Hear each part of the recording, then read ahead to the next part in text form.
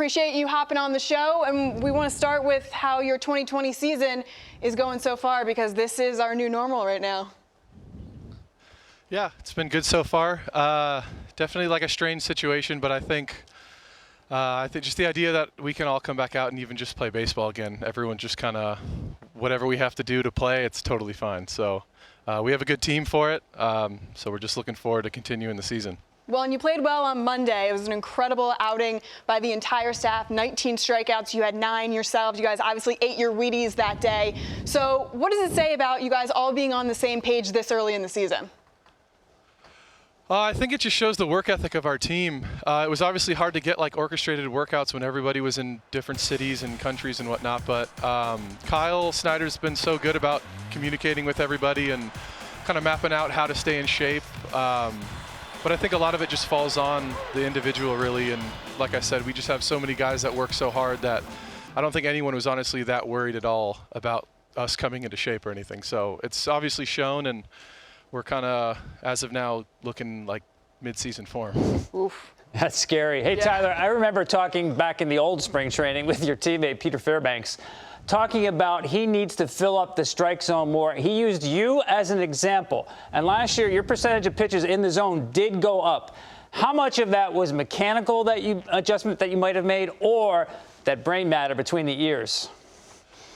I'd say a majority of it was the brain matter, as you said. I think just from like the amount that I think I've changed from like 17 or so to 2019-20 has been pretty big. I think it was like a slow build physically too. I think I had like some inefficiencies within my legs and my hips, and I think once I identified my weaknesses and like kind of wrote my program out more that was like catered to me physically, I think it was just a mixture of both things. But if I had to choose one, I'd say the majority of it was just kind of to have that confident mindset and miss on the side of aggression as opposed to trying to like nitpick corners and whatnot. Well, since you brought up the mechanics, there's nobody who gets down the mound like you do. I mean, on your best day, you're like 8 feet extension from the rubber. 7 is tremendous. You get all the way down there.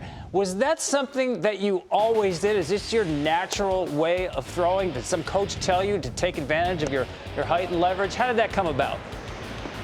I think, like, naturally, I'm obviously a tall, kind of lengthy guy, so I'm going to get down the mound relatively well. I think early on, when I was younger, like, my coach in high school, Jim Ozella, would always have us do, like, towel drills for, like, when I would do, and I guess Jim Wagner, too, when we would do, like, all these little pitching camp things, and I would do the towel drill, and I would just, like, go, like, obnoxiously far, and it just started to feel good, and I think I was able to, like, generate a little bit more velo then. So I think, to a certain extent, I may have gone a little too much. I think early on in the minor leagues, like, my extension was so much that I was just kind of out of whack and I couldn't throw strikes. So I need to find like a happy medium. When I'm like 8 feet, 8.5, it gets kind of out of whack for me. If I'm in around like 7.3 to 7.7 extension, it usually, I feel like my timing is a bit better. But I think it was sort of a mindset early on.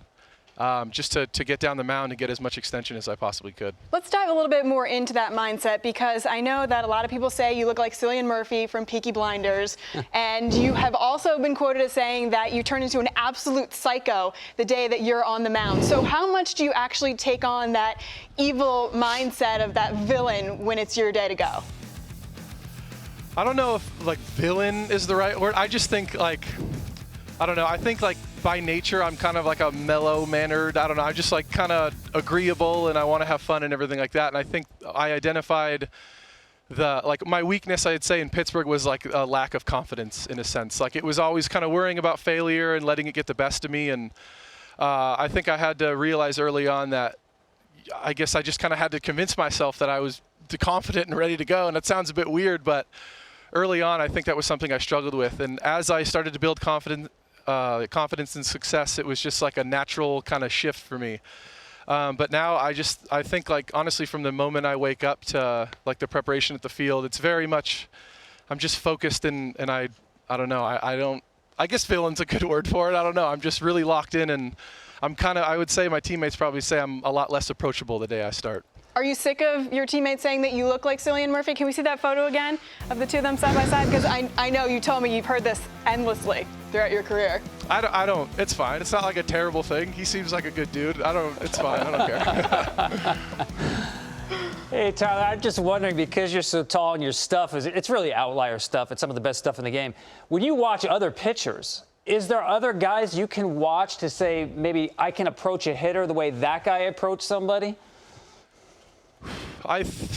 Yeah, I'd say more so for me. It's not like, I guess, as far as like pitch location and stuff. I think it's more of like mentality and how guys go after. Like, I mean, I don't know how similar I am to DeGrom, but I love watching DeGrom pitch. I love watching Kershaw pitch. I don't really know how many similarities I can pull from him, but I just think it's guys who compete really well on the mound and have that like fierce competitor kind of mindset. And I think early on, like I said, I struggled with that. So when I would see guys that were really overly confident and would just pound the zone, I was like, all right, I need to somehow mix whatever they're doing into my routine. So really guys that just kind of have that not all or nothing mentality, but are just going out there to compete every day. Like a Nolan Ryan or something too. Someone like that I really like to look at like old video of. I love that confidence. He had that confidence in the offseason. Tyler, when we talked, you told me when you were naming your guys, Blake Snell, Charlie Morton, you were going through the whole list and you said, the Rays have the best rotation in baseball. You still believe that now?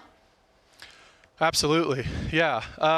Obviously, it's a pretty difficult league. There's a lot of really good pitchers, not to take anything away from anybody, but I just see the work that all of us put in and day out, and honestly, from the top to the bottom, like the availability from front office to coaches, from data, every possible thing. I think this is a good atmosphere for everyone to thrive in, and like the way our pitchers are kind of structured. We have like Charlie at the top and like the old veteran kind of guy, not old, but mature veteran guy. We're going to tell Charlie you said that's right. Yeah, we got there a you video. go. Yeah. I just think it's like a skewed group, and everybody is just, like I said, just works really hard, and just a lot of really good competitors on our team. This guy's got it all, man. He's got the height, he's got competitiveness, he's got the velocity. We know that, the breaking ball. We got to get you, though, one of those newsboy caps from Peaky Blinders, though. That would complete the outfit. I mean, completely. dead ringer with that. You know what else he does? He does really well. He runs the bases really well. He's got a strong obsession with running the bases. He told me this offseason. But here's the problem. With the DH, what's going on? Are you in Kevin Cash's ear saying, listen, if you need me, I'm ready to go?